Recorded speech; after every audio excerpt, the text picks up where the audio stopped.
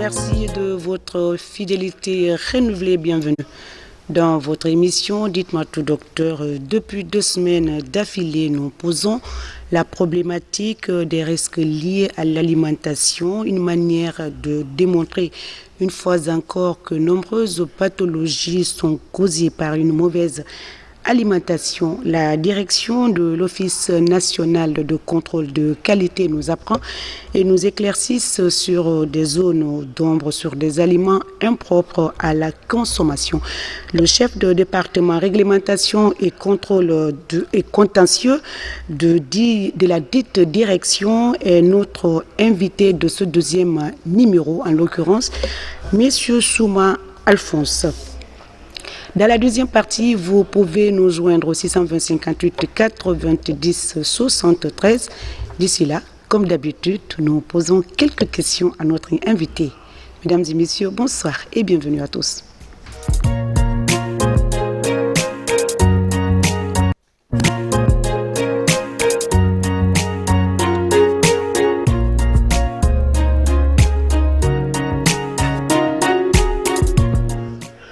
Retour en plateau, merci donc de votre fidélité. Le thème d'aujourd'hui, c'est la suite de ce que nous avons fait la semaine dernière. Nous avons rencontré le responsable du laboratoire qualité aujourd'hui. C'est le chef de département réglementation et contentieux du même département, en tout cas de la même direction, l'Office national de contrôle de qualité. L'histoire de nous apprendre davantage les problèmes auxquels cette direction est confrontée et qu'est-ce que cette direction fait pour la population. Nous continuons donc dans ce sens à démontrer avec nos invités, Monsieur Souma, combien de fois la santé est transversale. Et la première question, docteur Souma, c'est de nous parler le département de réglementation et contentieux de votre direction, en tout cas de la direction de l'Office national de contrôle de qualité. Alors, je vous remercie, madame, pour l'opportunité que vous m'offrez de pouvoir communiquer par rapport aux attributions, aux activités de la Direction générale de l'Office national de contrôle de qualité. Donc, je l'ai souvent dit que franchement, il faut que nous communiquons, parce que très sincèrement, nous sommes redevables au peuple. Donc, il faut cette communication pour expliquer au peuple de Guinée et combien de fois nous travaillons, tout ce que nous faisons, toutes les activités que nous menons sur le terrain. Donc je vous remercie pour l'opportunité que vous m'offrez pour être en face du peuple de Guinée, pour parler des activités que notre direction mène, et particulièrement le département réglementation et contentieux. D'accord. Quelles sont donc les grandes orientations ou en tout cas, disons, les attributions de ce département? Bon, comme son nom l'indique, vous savez, le département réglementation et contentieux a pour, entre autres attributions, n'est-ce pas, et le suivi de la réglementation, des différentes réglementations dans, n'est-ce pas, le domaine, dans le contrôle de qualité. Vous voyez, ici, en premier lieu, notre département a pour mission, n'est-ce pas, de préparer les dossiers relatifs aux litiges en vue de leur transmission devant les autorités judiciaires. Donc, quand il y a un litige, par exemple, n'est-ce pas, nous avons pour charge, n'est-ce pas, de préparer le dossier et pour pouvoir les transférer devant les autorités judiciaires pour que les autorités judiciaires tranchent ces dossiers. D'accord. Donc ça, c'est une attribution. En second lieu, nous avons aussi pour responsabilité, n'est-ce pas, de préparer, n'est-ce pas, en rapport avec les services concernés, n'est-ce pas, les activités ou des opérations de dénaturation ou de destruction des produits reconnus nuisibles à la santé du consommateur et de dresser le procès verbal de destruction. C'est-à-dire toute activité, tout produit impropre à la consommation, nous avons pour responsabilité ou pour charge, n'est-ce pas, de préparer la dénaturation ou de procéder à la destruction de ces produits qui sont impropres à la consommation en collaboration avec les services concernés, tels que, comme on appelle, l'environnement, la justice, la sécurité, etc. Donc ça, c'est aussi notre attribution. Aussi, nous avons pour attribution, n'est-ce pas, de suivre l'exécution des sanctions administratives. Suivre l'exécution des sanctions administratives, entre autres, vous savez, s'il y a saisie conservatoire, par exemple. Saisie conservatoire veut dire quoi? Si nos inspecteurs sont sur le terrain, dans le cadre de l'inspection, n'est-ce pas, si les inspecteurs trouvent des produits qui sont périmés ou en tout cas toutes sortes de fraudes sur le terrain, n'est-ce pas, nous sommes amenés à faire le constat et à dresser le rapport qu'il faut par rapport à cette infraction. Donc ce sont entre autres les attributions de mon département. Mais disons un département juridique, certes, quel est le rôle clé de ce département, Monsieur Souma? Le droit de contentieux. Droit contentieux, qu'est-ce que c'est? Quel rôle joue ce département Vous savez, déjà, le droit, si vous voulez, je vous explique le droit. Vous savez, le droit en Guinée, nous vivons dans un système romano-germanique. Vous voyez, le droit est défini en deux volets. D'accord. Donc, il y a le sens objectif de la définition. Donc, ce sens objectif de la définition, c'est l'ensemble des règles édictées par les autorités publiques, n'est-ce pas, et des règles qui régissent, n'est-ce pas, le fonctionnement, les relations humaines dans la société. D'accord. Donc, ce droit-là est appelé la loi. D'accord. Est-ce que je me fais comprendre? C'est la loi. Vous voyez? Donc, il y a aussi le sens subjectif. C'est-à-dire, moi, en tant qu'individu, je veux évoluer dans un domaine précis. Ça y est, je veux être commerçant, par exemple. Donc, je ne peux pas être commerçant tant que la loi ne me confère pas cette autorisation. Et pour que la loi me confère l'autorisation, il faut un certain nombre de critères que je remplisse. D'accord. Donc si je ne remplis pas ces critères, je ne peux pas. Est-ce que dans votre portefeuille, ces critères sont respectés par tous les commerçants, en tout cas toutes les personnes qui viennent vous voir pour avoir par exemple... non, vous n'êtes pas habilité à autoriser. Il y a d'autres directions qui autorisent les commerçants à ouvrir un magasin. Pour être commerçant en Guinée, il faut être inscrit dans le registre de commerce. Donc, il faut avoir son RCCM, il faut avoir sa carte de commerce, etc.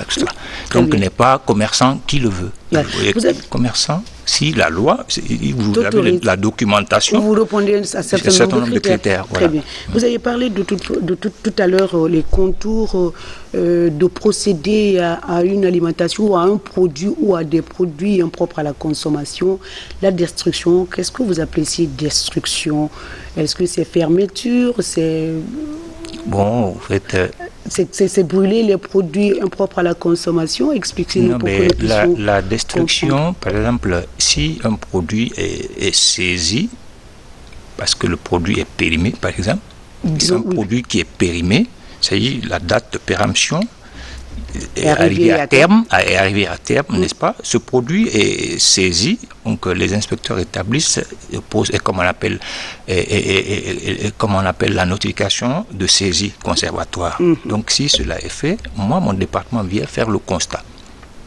Donc si vous avez les inspecteurs qui vous remontent les informations justement, sur tel endroit ou tel produit, voilà, tel commerçant amené des tout produits. Comme les commerçants, de manière volontaire, parce qu'il y a des commerçants aussi qui peuvent adresser un courrier justement à la Direction générale de l'Office national de contrôle de qualité pour dire que voilà, j'ai telle quantité de produits périmés, donc nous voulons que vous nous assistez pour la destruction de ce produit. Donc moi, mon département, pour charge de venir faire le constat, quantifier tout, n'est-ce pas, et aller préparer la procédure de destruction. Est-ce que aller préparer à la destruction des produits, Monsieur Souma, en présence de qui, par exemple? Il y a toute une commission. Il y a une commission de destruction, mais pilotée par la Direction générale de l'Office national de contrôle de qualité. Vous voyez, et dans cette commission, il y a le ministère de l'Environnement, il y a le ministère de la Justice, il y a la sécurité, il y a la gendarmerie. Donc, il y a... si, par exemple, nous voulons faire la destruction dans la juridiction de Koya, il y a le préfet qui est associé, il y a, si c'est dans... une sous-préfecture, le sous-préfet, le maire, etc. Donc il y a toute une chaîne, il y a tous les membres de la commission. Donc tous ceux-ci seront conviés à la destruction. Et aussi la destruction Et il y a les modes de destruction aussi. Mais les modes de destruction, c'est conformément à la nature des produits. Les modes de destruction diffèrent selon la nature des produits. Parce que les produits ne sont pas détruits de la même façon. Est-ce qu'il y a des endroits appropriés pour la destruction des produits l'identification. Comme vous avez parlé du ministère de l'Environnement, est-ce qu'il y a des endroits appropriés pour cela, par exemple? L'identification du site de destruction, c'est faite par, comme on appelle, les responsables de l'environnement. Vous voyez, et ça, c'est que les sites... Les sites ont leurs caractéristiques. C'est-à-dire nous cherchons des sites qui sont compatibles au produit, à la nature du produit. Est-ce que je me fais comprendre? C'est-à-dire chaque produit a un site, bien défini. Est-ce que je me fais comprendre? Voilà, c'est comme ça. Donc, il y a des sites qu'il faut...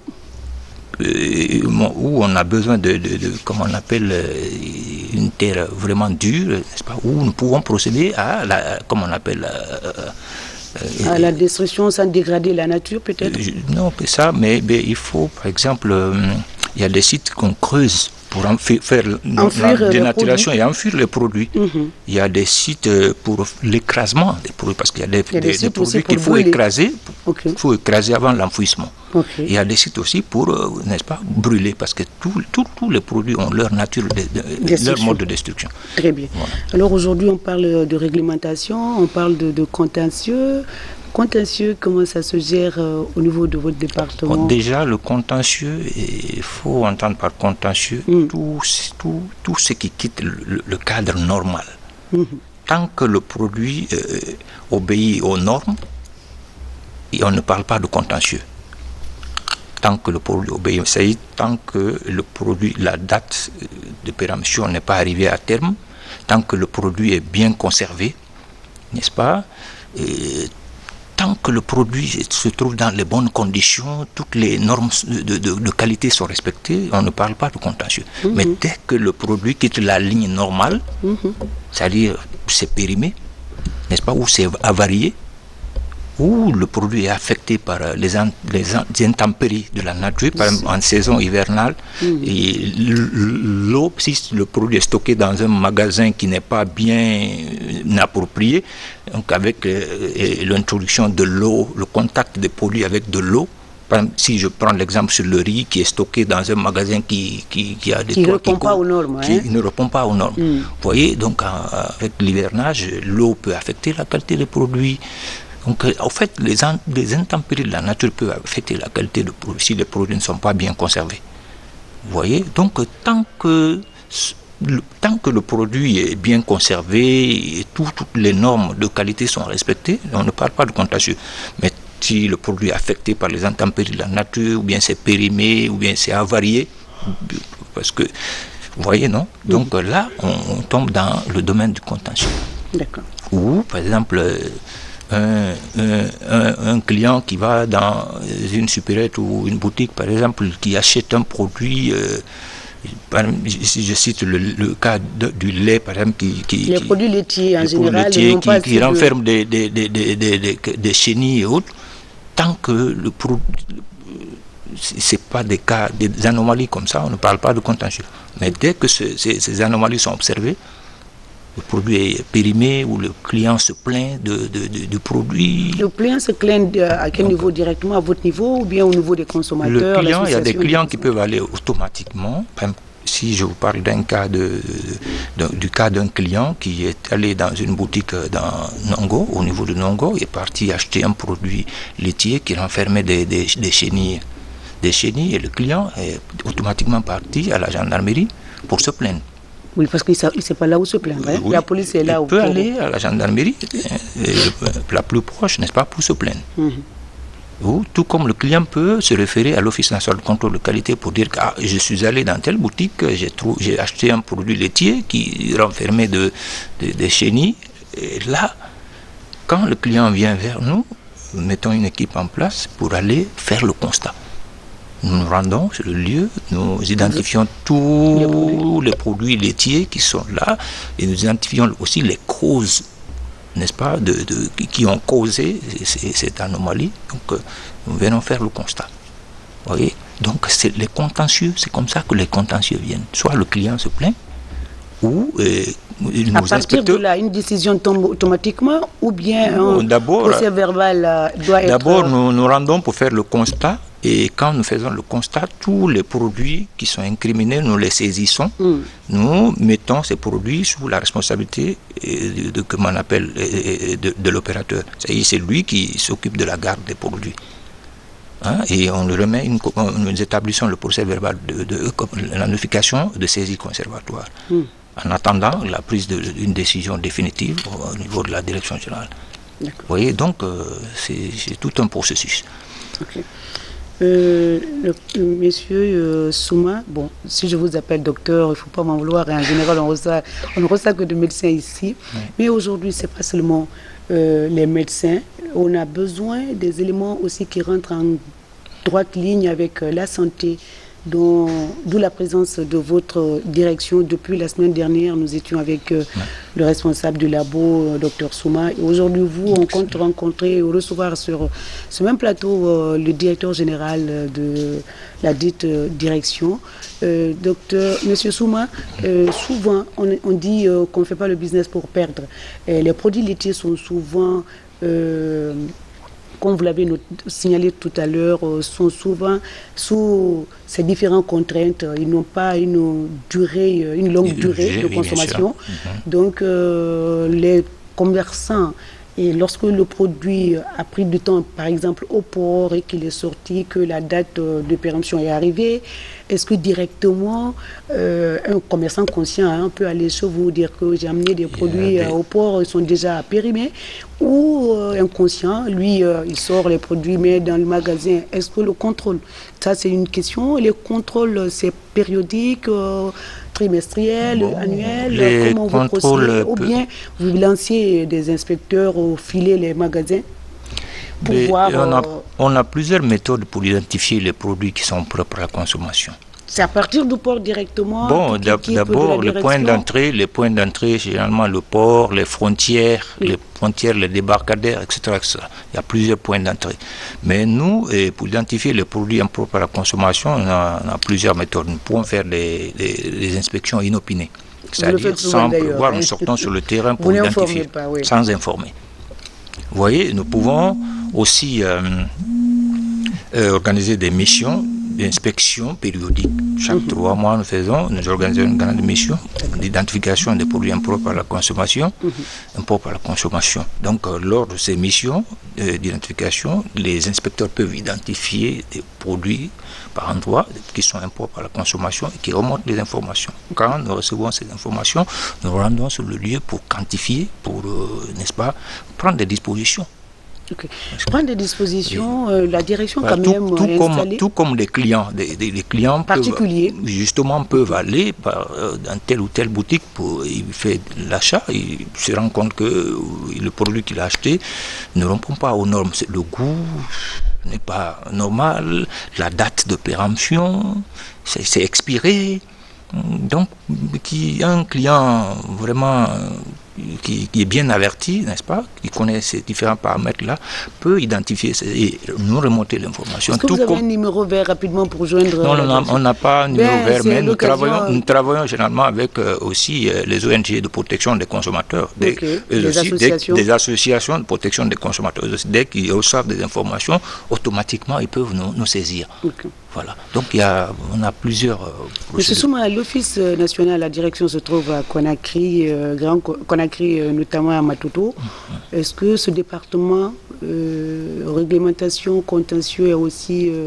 vous avez un point focal, en tout cas, vous avez les relais à l'intérieur? Nous sommes représentés dans les 33 préfectures. Okay. Donc, on a les cellules, d'abord, dans le Grand Conakry, c'est-à-dire les 5 communes de Conakry, plus la préfecture de Koya et de Breka, nous avons des cellules. Donc, et au niveau de toutes les préfectures, nous avons des cellules. Aussi, les frontières, les débarcadères, les P436 au port, nous avons nos représentants partout. Il ne faudrait pas oublier, donc, Monsieur Souma, que tout récemment, on a pris des poissons pourris, ça c'était assez guéri, et qui s'est retrouvé destiné à la destruction et qui s'est retrouvé sur le marché. Un peu plus lointain aussi, les poissons, les poulets pourris. Alors, comment est-ce que vous gérez ces cas? Moi particulièrement, quand j'étais chef de département et inspection, j'ai souvent saisi les poulets pourris et que je faisais sortir à la télé. La saisie, je médiatise. La destruction, je médiatise. Vous voyez, en ce qui concerne les poissons, en ce qui concerne les poissons pourris, on n'a pas l'habitude de saisir les poissons pourris. Ça relève de la compétence du ministère de la Pêche. Ministère du Commerce. De la Pêche. De la Pêche, oui. J'allais dire oui. Et même le poulet, il y a des moments, c'est l'élevage qui a réclamé la paternité de ce produit. Mais nous, malgré tout, on se dit, voilà, nous, tous les produits qui sont destinés à la consommation humaine, nous avons une responsabilité de veiller là-dessus. Voilà, donc nous veillons sur la qualité de tout ce qui est destiné à la consommation. Donc on ne laisse pas passer. Voilà, donc moi, personnellement, j'ai... Le dossier, comment vous avez géré le poulet pourri qui s'est retrouvé sur le marché, qu'on a même vu les femmes à la décharge qui prenaient les cartons et qui allaient sur le marché. Le ça fait quoi? Le propriétaire, la sanction, ça a été... À quel moment vous c'est un peu lointain, mais on en a parlé avec... Vous n'étiez pas le chef du département. C'est révolu, présentement. Un peu révolu, mais voilà. Le Guinéen n'a pas droit à l'erreur. Justement, et ce qui fait qu'aujourd'hui, si nous saisissons par exemple des poulets pourris, en tout cas des denrées de ce genre, nous choisissons les sites un peu reculés. Parce que si nous faisons les destructions dans des grands milieux, ça attire la population des gens. Nous sommes beaucoup victimes de ces genres de situations par le passé. Nous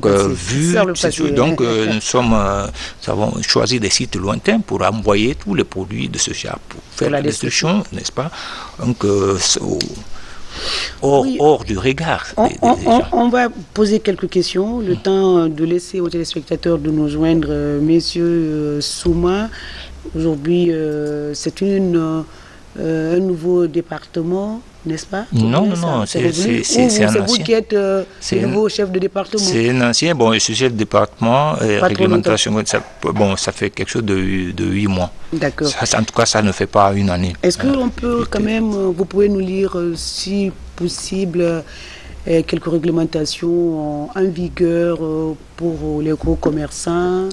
Nous, présentement... Est-ce qu'il y a un dossier pour les gros grossistes, par exemple, genre réglementation sur papier pour leur permettre la lecture permanente? Nous, par exemple, nous référons, toutes nos activités nous conformons à la loi L0033, portant à la loi L0033 portant contrôle des denrées, marchandises et services alimentaires et répression des fraudes commerciales. Donc nous, ça c'est la loi qui réglemente nos activités sur le terrain. Donc c'est en faisant quoi que ce soit sur le terrain, que ce soit les sanctions, même en cas de saisie des produits impropres à la consommation, les sanctions sont tirées de là. On ne fait rien en dehors de la loi. De cette loi-là. Voilà. Donc c'est ce qui réglemente nos activités. Alors, la sanction, on peut en parler un tout petit peu lorsque un commerçant a fauté. Lorsqu'un commerçant... c'est les pénalités... justement, et c'est des pénalités. C'est des pénalités, par exemple, si comment on appelle... Si nous saisissons les produits périmés, par exemple, l'esprit de la loi, les dispositions de l'article 52 de cette loi nous autorisent, n'est-ce pas, d'infliger une sanction pécuniaire à la valeur de la quantité obtenue, la quantité de produits incriminés. Okay. Est-ce que je me fais comprendre? C'est-à-dire la quantité incriminée, donc la valeur marchande de cette quantité, c'est ce que nous infligeons. En fonction de ça, on évalue. Justement, voilà. Justement. On fixe la caution. Justement. Vous voyez? Donc il y a cela, il y a aussi des comment on appelle, d'autres sanctions. Il y a plusieurs autres sanctions qui ont la même l'emprisonnement. Mais est-ce que l'emprisonnement, entre guillemets, est-ce que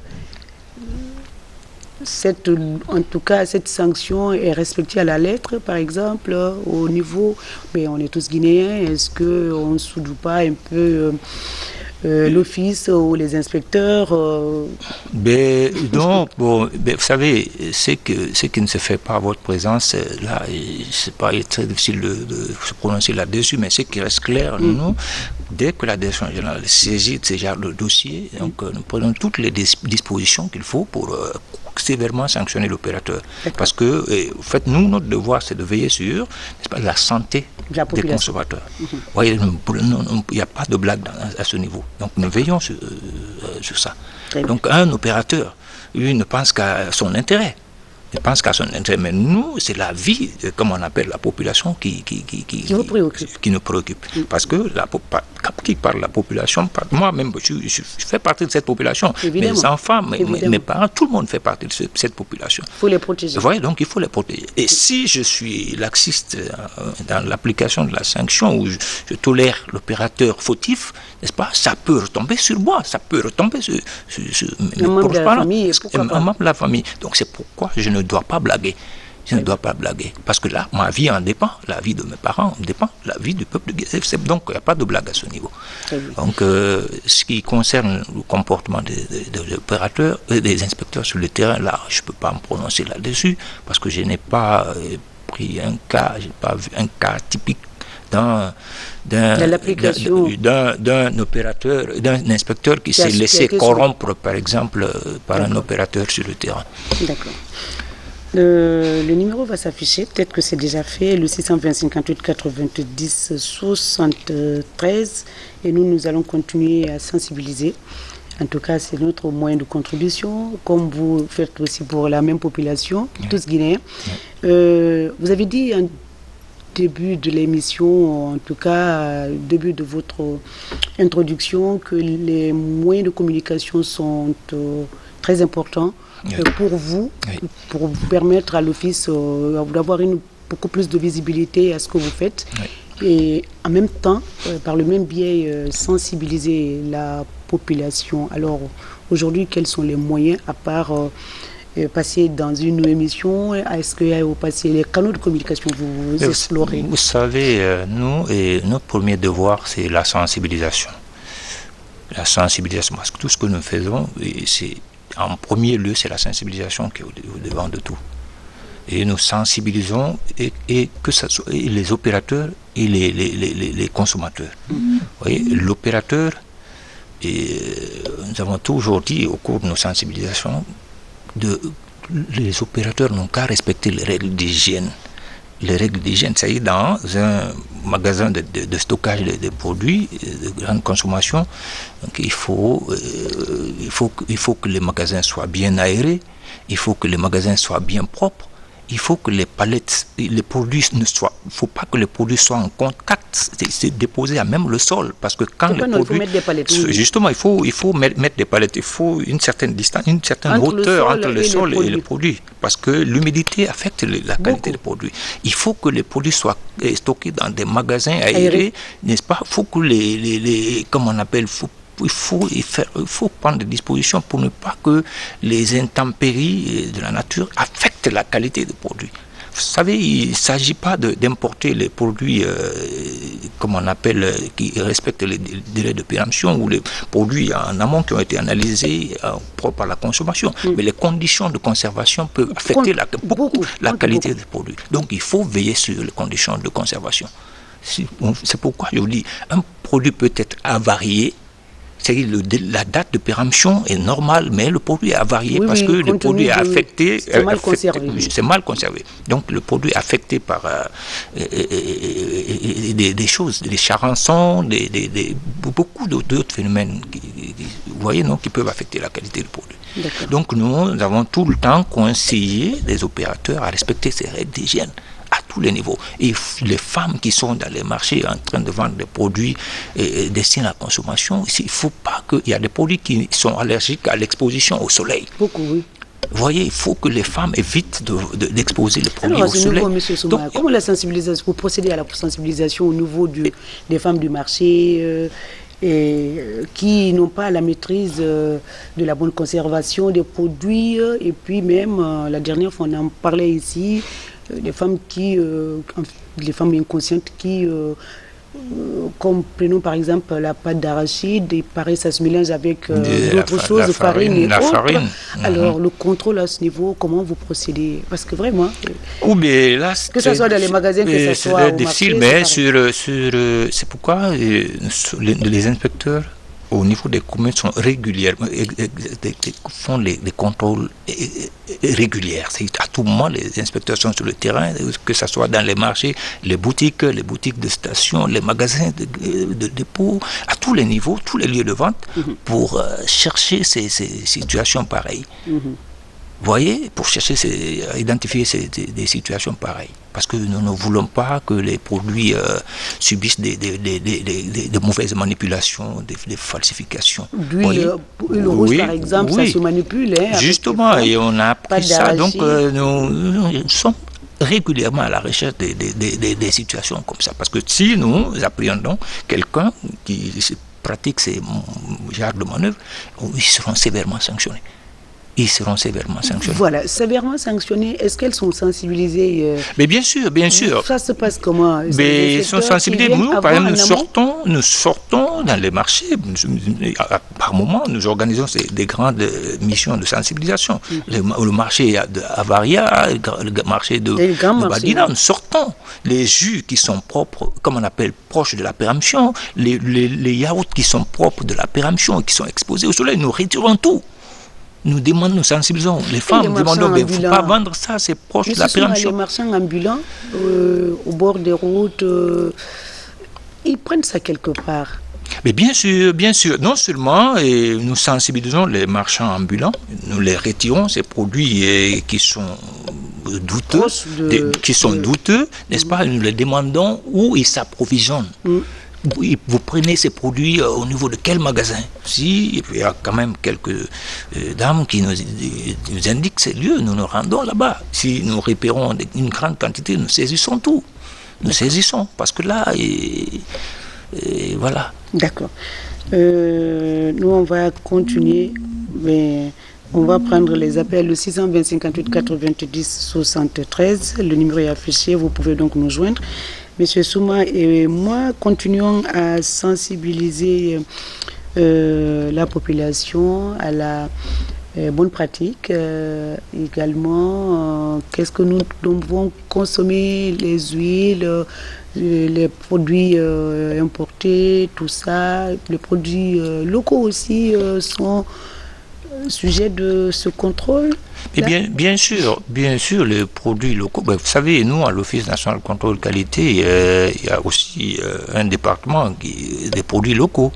Département des produits locaux qui s'occupe de l'huile, du miel, des café, cacao, tous les produits locaux, disons. Les produits frais aussi. Les pommes, les fraises et autres. Donc, il y a un département pour ça. Vous voyez, on va continuer. Ça, c'est la sensibilisation, les téléspectateurs, le numéro. Et c'est la deuxième partie. Donc, les questions, c'est pour vous, monsieur Souma. Oui, bonjour, mon frère. Votre nom, d'où vous nous appelez? Éloignez-vous de votre poste téléviseur. Je suis Traoré Mamadouba. Allô? Oui, allô? Oui, bonsoir, monsieur. Bonsoir, madame. Votre nom, vous nous appelez d'où?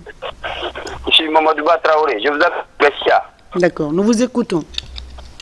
Et j'ai une question à poser à votre invité. Allez-y.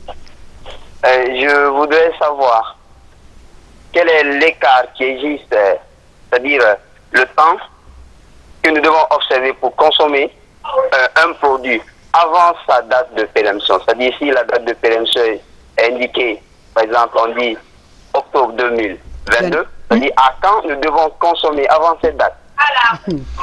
Merci. Merci, mon frère. Alors, je remercie M. Traoré pour cette question.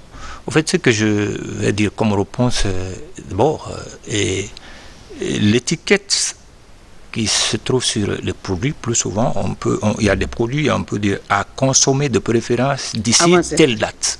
Est-ce que je me fais comprendre? Donc, et quand ce que je vais dire aux consommateurs, avant d'acheter un produit, ils n'ont qu'à lire les étiquettes, ils n'ont qu'à chercher à connaître les dates de péremption. Il ne faut pas acheter le produit parce que c'est moins cher, il ne faut pas acheter le produit n'importe comment. Il faut lire les références du produit.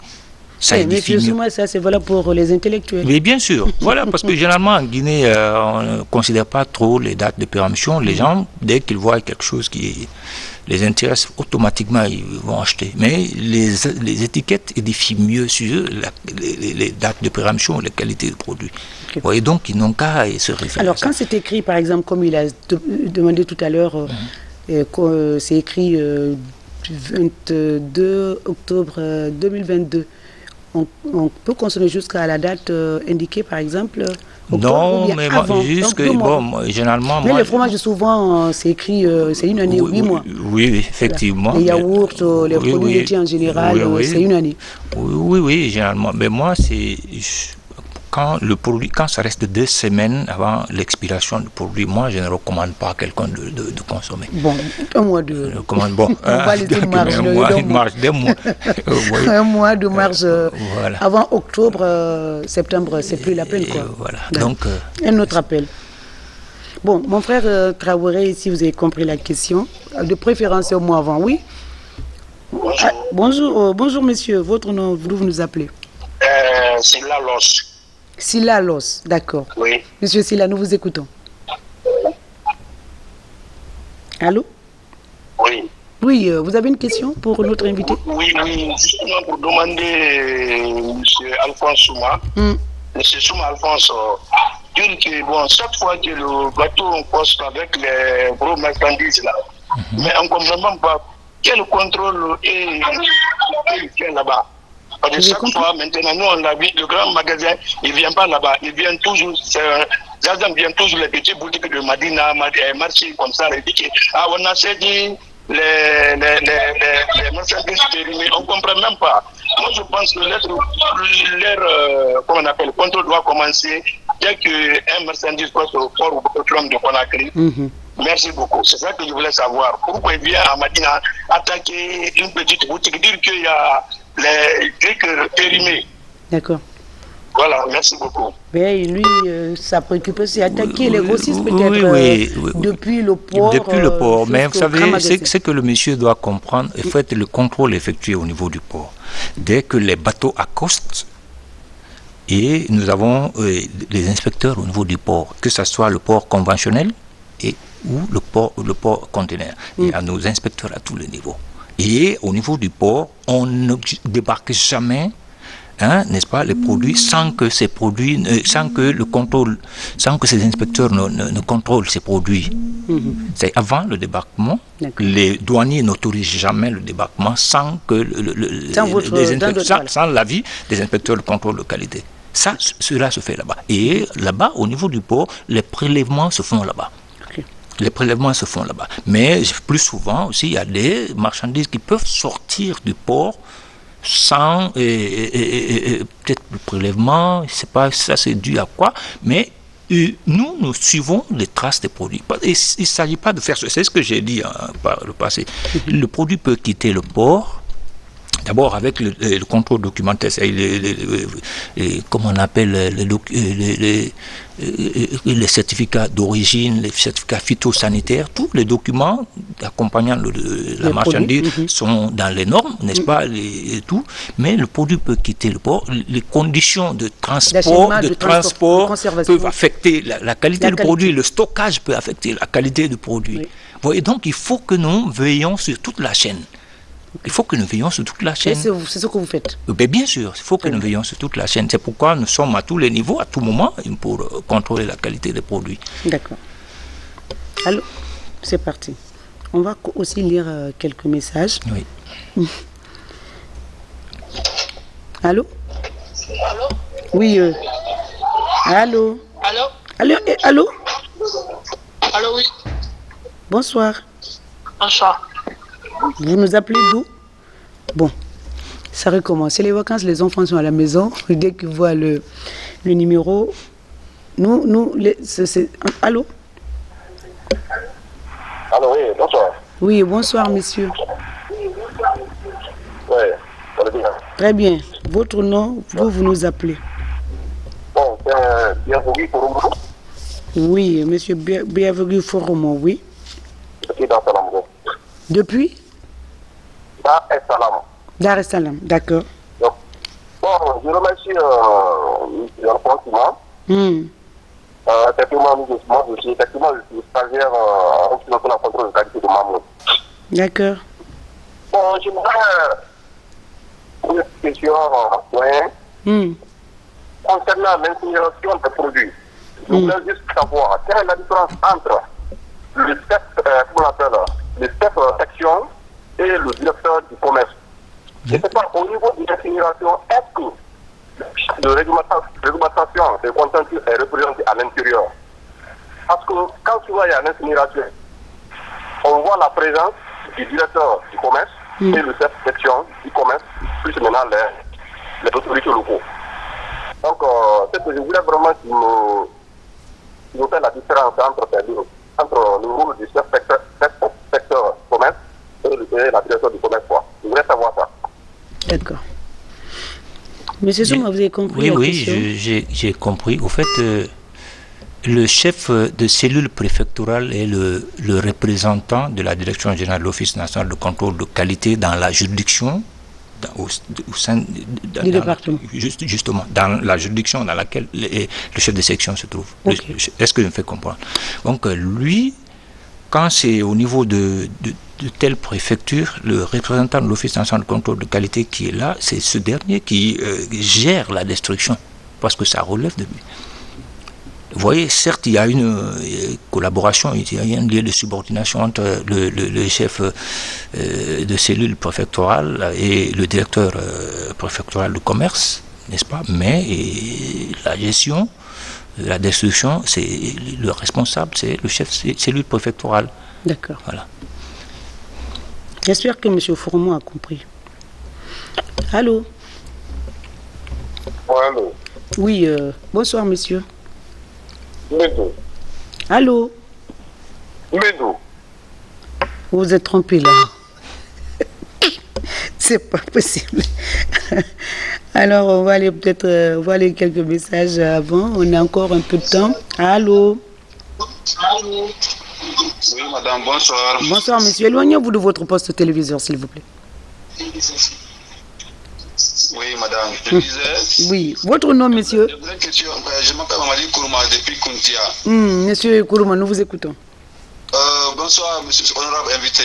Merci beaucoup, bonsoir, monsieur Souma. Bonsoir, monsieur Kourouma. J'ai juste une inquiétude. Allez-y, oui. Après quelles sont la garantie que l'État a vis-à-vis des clients après que tu as acheté un produit et que ça trouve que le produit est expiré, quelle est la garantie donnée par l'État aux clients sur la question de rémunération ou de dédommagement de l'intéressé? Parce qu'on a l'impression que lorsque tu finis d'acheter un produit déjà périmé, tu n'as que tes yeux pour pleurer. D'accord. Alors, mais moi, vous avez compris, monsieur Souma? Bien sûr. Moi, je trouve que en fait, là où vous avez acheté le produit périmé, c'est pourquoi au cours de mon intervention, j'ai demandé à ce que les consommateurs veillent sur l'étiquette. Les étiquettes. Il ne faut pas qu'on achète n'importe comment. Avant d'acheter un produit, ils n'ont qu'à lire les dates de péremption. Vous voyez, parce qu'il ne faut pas que vous achetiez un produit qui est périmé alors qu'il y a une date de péremption qui est mentionnée sur l'étiquette. Monsieur Souma, on a vu que les dates dont vous faites référence, là, parfois, on peut les falsifier aussi. Bien sûr, il y a tout ça là, c'est des cas de falsification. C'est des infractions qui sont sévèrement sanctionnées. Mais le contenu n'y est plus, quoi. Mais justement, ce que je vous dis, nous, au cours de nos missions d'inspection, nous recherchons tout ça. Les cas de falsification, les doubles datages. Oui, bien sûr. Nous, au cours de nos missions d'inspection, nous identifions des cas comme ça. Trouvons que, on peut ouvrir un carton de jus, par exemple, qui renferme plusieurs des jus de dates différentes. Mon Dieu. Oui, bien sûr. respectent les opérateurs Alors, guinéens. vous avez dit que c'est en fonction, vous l'avez dit tout à l'heure, en fonction, la sanction tombe en fonction de la quantité. Supposons que... Vous savez, la sanction pécuniaire... Oui, la sanction pécuniaire tombe en justement, fonction de la quantité des produits. Vous évaluez en la fonction quantité incriminée, bien sûr. C'est la valeur marchande de la quantité incriminée. Supposons que vous avez incriminé des produits, pas de grande quantité par exemple, mais qui ont procédé au changement des étiquettes. Quelles sanctions vous accordez à ces personnes, par exemple, à ces commerçants qui procèdent au changement des... bien sûr, je vous ai dit que l'article 52 de la loi 0033 prévoit cela. Donc, vous savez, on a cité beaucoup d'infractions, les falsifications, le double datage, les mauvaises manipulations, la péremption, etc., etc. Vous voyez, donc tout ça là entre en ligne de compte. C'est dès qu'on repère un produit qui a subi une falsification de date, ou le double datage, c'est-à-dire deux dates en double date. Superposé, tout ça là, c'est des infractions. Et quand il y a des infractions de ce genre, on a dit qu'il s'agit maintenant d'identifier tous les produits qui ont subi ce genre de falsification. Donc on essaie de les quantifier et nous renseignons sur la valeur marchande de ces produits qui sont saisis et quantifiés. Donc, dès que nous sommes au courant de la valeur marchande des produits incriminés, c'est ce que nous infligeons comme pénalité. Et voilà. Allô? Allô? Bonsoir. Allô, bonsoir, madame. Oui, madame, bonsoir. Votre nom, vous nous appelez d'où? Je suis madame Touré Sano Camara. Je suis chef de poste. D'accord. Au port conventionnel, du contrôle de qualité. D'accord. Je viens de vous prendre en marche là. Malheureusement, oui. D'accord. Oui. D'accord. J'ai suivi l'intervention de M. Souma en ce qui concerne l'inspection des produits au port. D'accord. Je voudrais venir en appui à M. Souma. C'est formidable. Oui. Merci beaucoup. C'est un plaisir pour nous, madame. Nous vous écoutons. Vous êtes libre, hein. D'accord. Nous sommes là-bas, nous sommes au port. Je suis le chef de poste. D'accord. Quand un navire accoste, d'abord nous sommes informés par un programme. Il y a un programme qui est distribué pour la connaissance de tous les navires à rade. Et dès que le navire est à quai, la première des choses, c'est le contrôle de qualité qui vient à bord. Voilà.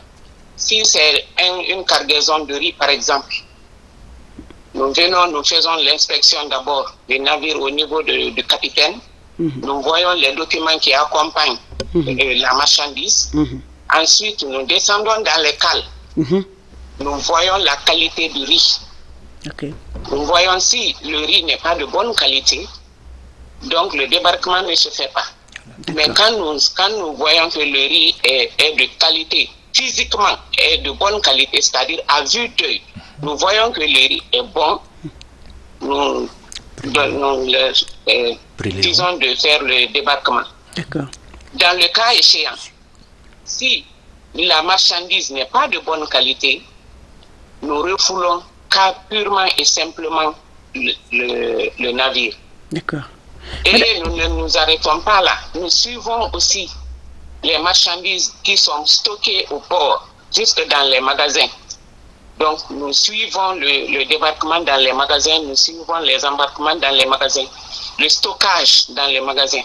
C'est pourquoi, si vous remarquez maintenant là, je ne dis pas qu'il n'y a pas de riz avarié sur le marché, mais le riz avarié sur le marché a beaucoup diminué. Bien sûr. Puisque tout ce qui est avarie ne sort pas du port. Ça reste au port. Si c'est à détruire, nous détruisons dans l'enceinte du port. Si c'est à envoyer dans les fermes pour les animaux, nous les dirigeons dans les fermes pour les animaux. Consommation animale. Donc c'est ce que je voulais dire à celui qui avait posé la question en ce qui concerne l'inspection. Madame Touré, avant de nous quitter, même moi j'ai une question. Est-ce que vous avez une fois refoulé un bâton contenant un produit doré par exemple périmé? Bien sûr. Ça bien vous est... sûr, madame. D'accord. Il y a bien des cas sûr. récents. Nous avons en 2021, nous avons reçu une cargaison de riz venant de l'Inde.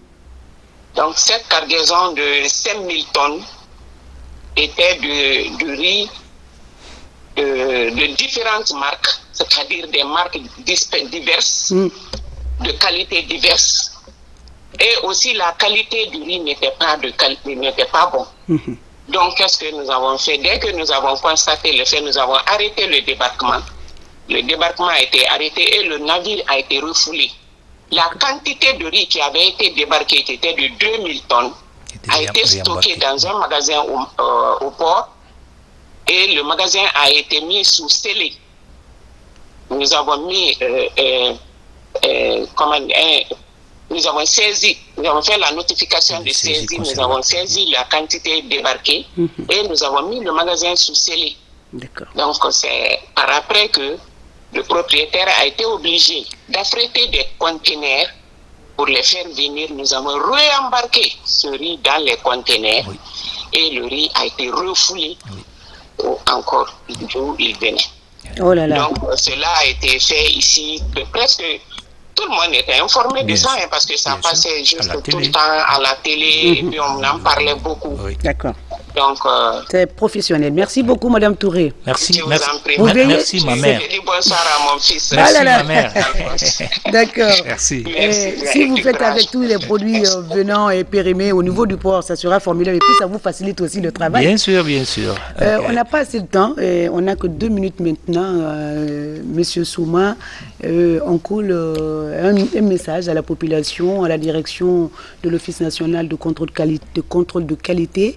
Et puis aux autorités aussi, aux commerçants, aux gros commerçants, gros grossistes. Alors pour finir, je vais encore vous remercier pour l'opportunité que vous nous offrez pour vraiment communiquer sur ce que nous faisons et suivi des recommandations, d'abord à l'endroit des consommateurs. J'insiste là-dessus, veillez à ce que vous n'achetez pas n'importe quoi sur le marché. Veillez à ce que tout ce que vous achetez, vraiment, et que les dates de péremption, que vous parvenez à lire les dates de péremption. N'achetez pas les produits n'importe où, n'importe comment. Donc il faut que la population veille à cela. Et aux commerçants aussi, vraiment, ils n'ont qu'à veiller, n'est-ce pas, au respect des règles d'hygiène. Ils n'ont qu'à veiller au respect des règles d'hygiène. On a 1 minute. On n'a pas pu lire les questions, mais il y a quelqu'un qui insiste. Il me dit que c'est difficile de me joindre, qu'il veut parler à M. Souma. La question n'est pas posée. Alors, c'est le problème que j'ai. Et il veut me joindre, mais il n'a pas posé la question. S'il a écrit le texto, peut-être on aurait dû lire le message pour vous. Alors, bonsoir madame et coucou à l'invité du jour. Quelles sont les dispositions prises par son département pour limiter les risques liés aux produits chimiques sur les aliments provenant de l'agriculture actuelle? Docteur Diakité Gbessia. Alors, rapidement, on n'a plus le temps. Je ne peux pas m'aventurer sur cette question. Sur cette question, ça ne vous concerne pas directement. Ça ne relève pas de moi. De votre département, d'accord.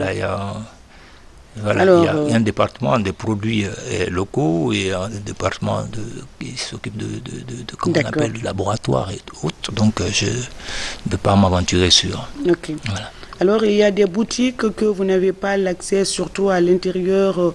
Il n'est pas mieux d'engager les bénévoles par, monsieur Ami Sekou, jeune de Medina, Maltini, le couturier. Alors, la question, c'est vrai qu'il y a beaucoup de magasins. Est-ce que vous avez des bénévoles rapidement? C'est la question. On est pris par le temps. Rapidement. Oui, mais par endroit.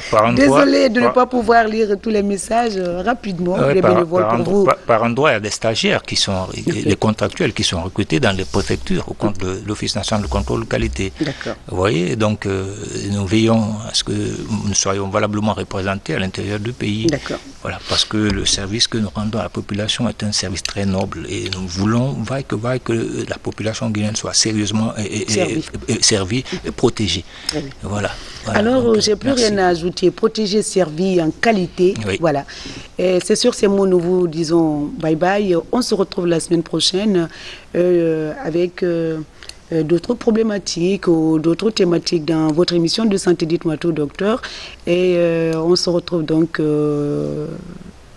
dimanche 21 avec peut-être professeur Sissi, le directeur général de Donka, pour nous parler de l'ouverture progressive et graduelle de ce centre hospitalier étant attendu. On se retrouve donc la semaine prochaine. Merci à l'équipe technique qui m'accompagne tous les dimanches pour la réalisation de ce numéro. D'ici là, mangez de façon rationnelle, saine, de qualité et lisez les étiquettes comme l'a recommandé M. Souma. Merci et à très bientôt.